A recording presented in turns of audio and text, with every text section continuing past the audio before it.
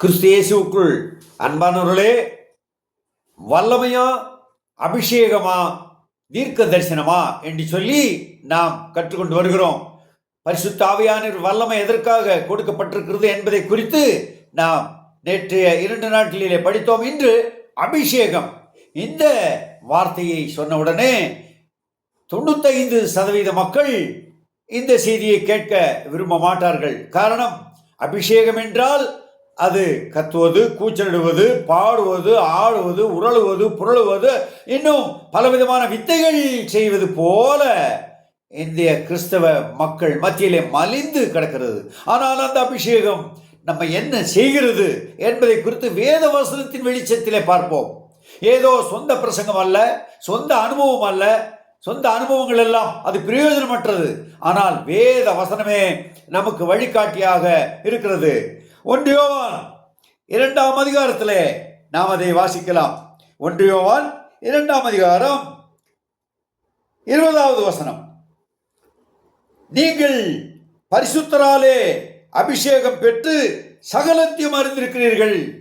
சகலத்தையும் என்றால் பொய் எது, உண்மை எது, போலி கிறிஸ்தவம் எது, உண்மை கிறிஸ்தவம் எது, போலி ஊழியர் யார், உண்மை ஊழியர் யார், வஞ்சிக்கிற ஆவி எது, பரிசுத்த ஆவியானவர் எது என்று சகலத்தையும் அபிஷேகம் நமக்கு கற்றுத்தருகிறது. இந்த நாட்களிலே நான் ஏற்கனவே சொன்னது போல டிவியிலே, யூடியூபிலே, பல இந்த டிஜிட்டல் உலகத்திலே நட்சத்திர போதர்கள் உட்பட பல சிறிய பெரிய ஊழியர்கள் தங்களை வல்லமை உள்ளவர்கள் என்று காட்டிக்கொள்ளத்தக்கதாக வசனத்தை புரட்டி தங்களுடைய சொந்த அனுபவத்தையே அதிகமாக பேசி வஞ்சிக்கிற மக்கள் கூட்டத்தை தங்களுக்கென்று சேர்த்து கொள்ளுகிற ஒரு காலத்தில் நம்ம இருக்கிறோம். 27ஆம் வசனம், 1 யோவான் 2:27. நீங்கள் அவராலே பெற்ற அபிஷேகம் உங்களில் நிலைத்திருக்கிறது, ஒருவரும் உங்களுக்கு போதிக்க வேண்டியதில்லை. அந்த அபிஷேகம் சகலத்தையும் குறித்து உங்களுக்கு போதிக்கிறது. அது சத்தியமாக இருக்கிறது, பொய் அல்ல.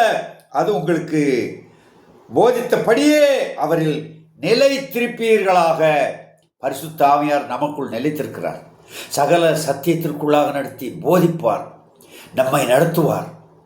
நாம் அது யாருக்கு? இது உண்மையாக தன்னுடைய பாவத்தை அறிக்கையிட்டு, ஐயோ அசுத்த உதடுள்ள மனுஷர் மத்தியிலே நான் இருக்கிறேன் சொல்லி தன்னை உணர்ந்த ஏசாயாவை போல, நான் பாவி, ஆண்டவராக இயேசு கிறிஸ்துவின் ரத்தம் சகல பாவத்தையும் நீக்கி என்னை சுத்திகரித்தது, நான் மறுபொறுப்பு அடைந்துள்ளேன், நான் என்னுடைய பழைய வாழ்க்கையை ஒழித்து விட்டேன், புதிய மனிதனாக நான் இருக்கிறேன், நித்திய ஜீவனுக்குள்ள அந்த சந்தோஷத்தை அனுபவிக்கிறேன் சொல்லி இயேசு கிறிஸ்துவை ருசி பார்த்த ஒவ்வொருவருக்குள்ளும் பரிசுத்த ஆவியானவரின் அபிஷேகம் நிறைந்து நிலைத்து இருக்கிறது. இது ஒவ்வொரு நாளும் நடைபெறக்கூடிய அனுபவமாக இருக்க வேண்டும். இதுதான் வெற்றி கிறிஸ்தவ வாழ்க்கை. இப்படிப்பட்ட வாழ்க்கை வாழ தேவன் உங்களை உபயோகப்படுத்துவாராக. ஆமேன், ஆமேன்.